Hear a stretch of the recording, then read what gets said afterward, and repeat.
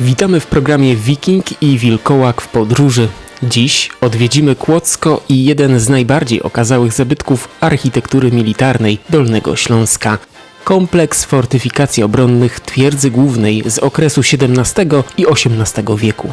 Z ogromnych tarasów widokowych obejrzymy piękną panoramę miasta i okoliczne góry. Wewnątrz obiektu sprawdzimy m.in. jak dawniej wyglądało żołnierskie życie w twierdzy. Zapraszamy!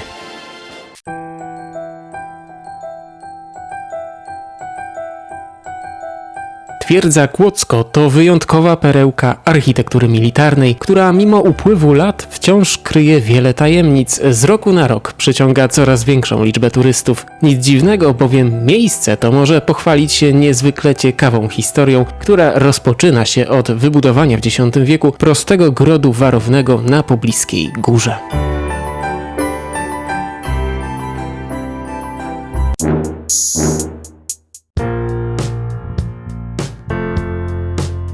Po przejściu bramy bastionu alarmowego wchodzimy na górę schodami, które koneserom dobrego kina wojennego są dobrze znane. Kręcono na nich sceny z serialu Czterej pancerni i pies. Po wejściu na tarasy znajdujące się na górze twierdzy, naszym oczom ukazuje się przepiękny widok na Kłodzko. Z powodzeniem możemy zobaczyć kościół w niebowzięcia Najświętszej Marii Panny i renesansową wieżę ratusza. W oddali widać także kilka pasm górskich. Cała okolica nosi nazwę Kotliny Kłodzkiej, której głównym miastem jest właśnie Kłodzko wraz z kompleksem fortyfikacji obronnych. Czy to prawda, że twierdza Kłodzko była kluczem do Śląska? Zdecydowanie tak, Fryderyk II też to zauważył i on, wzmacniając swoją granicę w konflikcie z cesarzową Marią Teresą, tworzył łańcuch twierdz i twierdza Kłodzko była jednym z takich ogniw tego łańcucha. To był taki łańcuch, który miał umocnić ową granicę i zapewnić Fryderykowi panowanie nad nowo pozyskanym terenem. Także tak, to był klucz do Śląska i chyba zdał egzamin, mimo wszystko. Mówiąc o twierdzy Kłodzko, warto wspomnieć też o forcie Owcza Góra. To system obronny wybudowany w tym samym czasie co Kłodzka twierdza. Zaprojektowany został jako fort pomocniczy. Jego zadaniem było niedopuszczenie do ostrzału głównej twierdzy z pobliskiego wzgórza. Z tarasów widokowych zobaczymy także pobliską ulicę Łukasińskiego. Jeszcze do II wojny światowej znajdowały się tutaj spichlerze zbożowe, magazyny prowiantu, soli, słomy oraz wozownie, prochownie, arsenał i piekarnia. Zasoby były wciągane do twierdzy specjalnym podziemnym wyciągiem.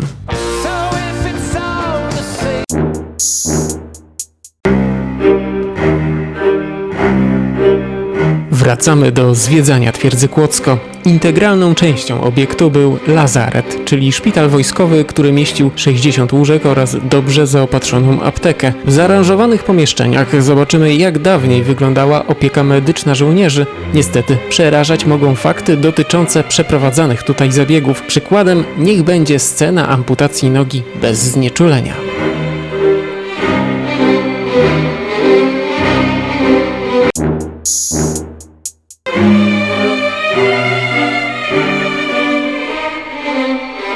Kierując się w stronę donżonu, przechodzimy koło prochowni, gdzie w ciemnym pomieszczeniu przy minimalnym oświetleniu ze świecy ustawionej na parapecie żołnierze odmierzali ten wybuchowy proszek.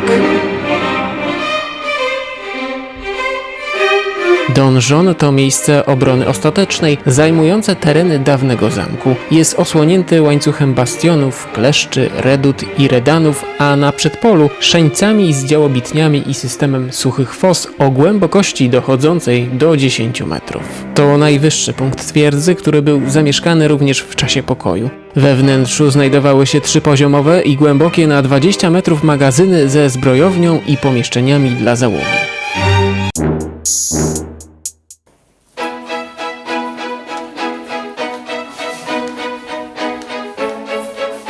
Kolejnym ważnym elementem obronnym twierdzy był położony w centrum kompleksu Wielki Kleszcz. Obecnie znajdują się tam sale ekspozycyjne z wystawami ukazującymi codzienne życie mieszkańców twierdzy, w tym pomieszczenia koszarowe, administracyjne, kuchnie i magazyn. W sali mundurowej zapoznamy się z wystawą W kleszczach armii, opowiadającej życie pruskich żołnierzy w kłodzkiej twierdzy. Dowiemy się z niej, co jedli, gdzie spali i jak spędzali czas. W tej chwili udostępniamy turystom twierdzę główną, zwaną potocznie twierdzą Kłodzko i zwiedzamy niemalże cały teren, aż do Wielkich Kleszczy. Sukcesywnie wyposażamy twierdzę w ekspozycje, które mogą zilustrować historię twierdzy i życie tutaj polskiego żołnierza, jak ono wyglądało, ponieważ faktycznie trzeba mieć świadomość, że w Kłodzku do końca XIX wieku miasto było miastem fortyfikacyjnym. Tutaj mieszkali żołnierze lub ich rodziny. Wychodząc z twierdzy przejdziemy przez dziedziniec, na którym znajduje się czołg T-34, pamiątka po realizacji odcinków do serialu Czterej Pancerni i Pies. Zwiedzanie górnej części twierdzy dostarcza niemałych wrażeń, ale to zaledwie 10% powierzchni kompleksu udostępnionej zwiedzającym.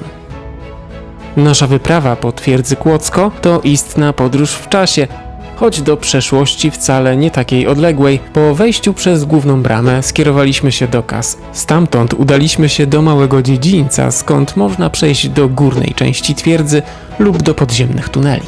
Po minięciu bastionu alarmowego możemy wejść schodami na tarasy widokowe, stąd łatwo przejść do lazaretu, gdzie oglądamy ekspozycje szpitalne. Główną drogą wspinamy się do donżonu, gdzie możemy obejrzeć budynki dawniej wykorzystywane przez winiarnie. Przechodzimy do Wielkiego Kleszcza i oglądamy wystawę dotyczącą codziennego życia żołnierzy. Następnie wychodzimy na dziedziniec z czołgiem i wracamy do punktu wyjścia. Stąd udajemy się później na zwiedzanie podziemnych chodników kontrminerskich, które znajdują się tutaj. Dodatkowo po drugiej stronie twierdzy możemy przejść ulicą Łukasińskiego w stronę reduty Żuraw, gdzie znajdują się liczne, służące dawniej twierdzy budynki. Dziś pełnią funkcje mieszkaniowe. Decydując się na zwiedzanie twierdzy, możemy wybrać jeden z 3 wariantów: góra twierdzy, chodniki kontrminerskie lub oba powyższe. Górę twierdzy można zwiedzać z przewodnikiem lub na własną rękę.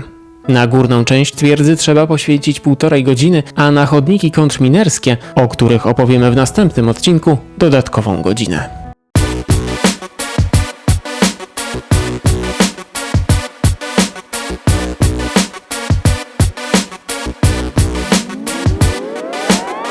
To wszystko w dzisiejszym odcinku programu Wiking i Wilkołak w podróży. W następnym zejdziemy do podziemnych labiryntów twierdzy Kłodzko i pokażemy Wam korytarze kontrminowe. Będzie chłodno, ciasno i ciemno. Zasubskrybujcie kanał, włączcie dzwonek, aby nie przegapić żadnego nowego filmu. Do zobaczenia!